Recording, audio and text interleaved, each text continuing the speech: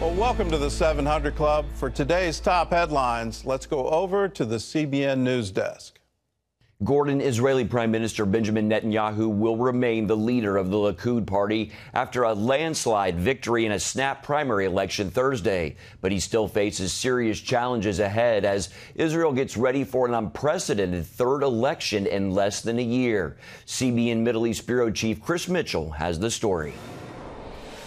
In his victory speech, Netanyahu thanked all those who had braved stormy weather to go out and vote for him. I fought for them and they fought for me. They know that I give my life for the country and my victory is their victory. This is a tremendous victory because we also overcame the fake polls and fake news that is already trying to dwarf the victory. Netanyahu won 72.5% of the vote against his challenger Gidon Sa'ar. And Netanyahu won 99 out of 106 polling stations across the country. Netanyahu talked about his tenacity on behalf of Israel in international affairs over the last 11 years. I stood strong and alone in opposition to the whole world against the Iranian nuclear deal that endangered not only our security, but also our existence. And he thanked President Trump for the historic decisions he's made regarding Israel. I'm asking you to see what we obtained in just the last 3 years. 2017, the American recognition of Jerusalem as the capital of Israel. 2018, the moving of the U.S. Embassy to Jerusalem and their exit from the nuclear agreement. 2019, American recognition of our sovereignty in the Golan Heights. Netanyahu did not mention his primary challenger. After it was clear Sa'ar had lost, he phoned Netanyahu and congratulated him. He said he and his supporters would back Netanyahu in the upcoming general elections. For Netanyahu, this was only the first hurdle. He still faces serious legal charges of fraud and bribery. And twice in the past year, neither Netanyahu nor his opposition succeeded in forming a government. Many think that will be the case again after the next round of elections. So no matter who wins these primaries, it seems the results will be the exact same, which is that nobody can still form a coalition. In other words, the results exactly the same as the previous two inconclusive elections. Still, it was a big victory for Netanyahu, and Israelis across the political spectrum are still hoping that the March 2nd elections will finally lead to a new government. Chris Mitchell, CBN News. Here in the U.S., a winter storm system could bring blizzard-like conditions from the northern plains to northern New England this weekend. With heavy snow, ice, rain, and strong winds hitting a large part of the country, the National Weather Service has posted winter storm watches across western Nebraska, southeastern Wyoming, and parts of Kansas.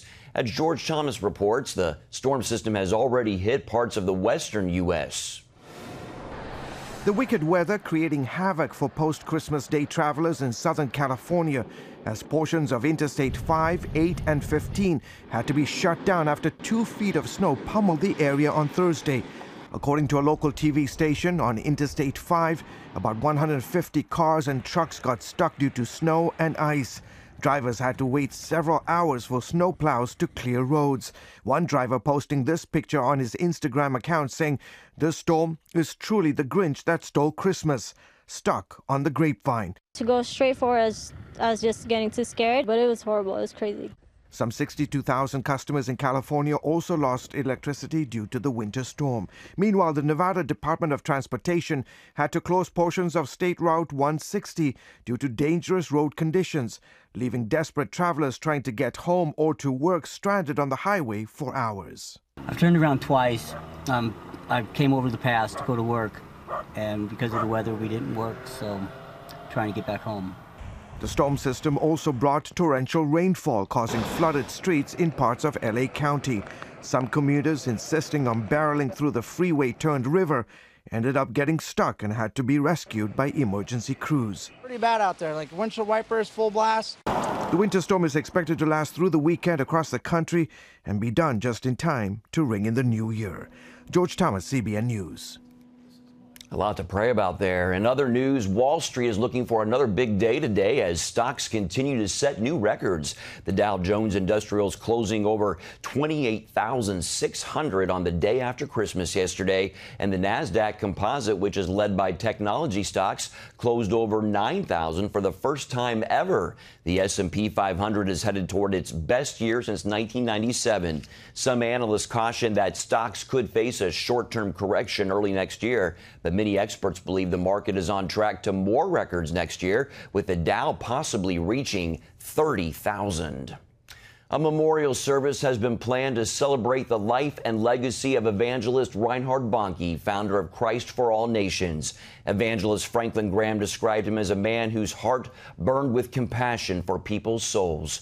Bonnke passed away on December 7th at the age of 79, surrounded by his family. For 6 decades, the renowned German-born evangelist crisscrossed the African continent, telling people about the love of Jesus Christ. Affectionately known as God's General, Bonnke spent a remarkable 60 of his 79 years preaching the gospel. He was well known for his massive crusades in Africa, where an estimated 77 million people gave their lives to Christ.